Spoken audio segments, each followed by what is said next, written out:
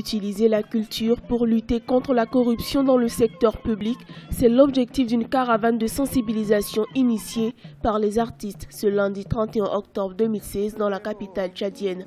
La caravane a organisé plusieurs manifestations publiques sur la corruption et le respect des deniers publics. Pour les initiateurs, les pots de vin et le trafic d'influence sont parfois vus comme une nécessité dans les administrations du pays. La corruption au Tchad est devenue vraiment quelque chose qui ne dit pas son nom. La corruption a gagné du terrain. Donc même le pays est très mal vu sur le plan international. Même la Banque mondiale a placé notre pays parmi les pays les plus corrompus de la planète. Donc nous les artistes, on ne peut pas rester indifférents. Donc maintenant, nous, on a pris aussi notre responsabilité pour donner notre contribution en mettant sur pied cette caravane de sensibilisation contre la corruption et le détournement des biens publics.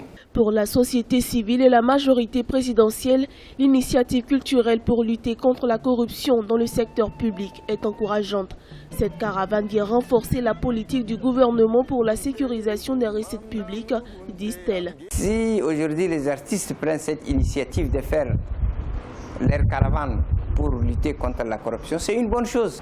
Cette caravane, elle a une bonne initiative, il faut qu'il déplore le pays.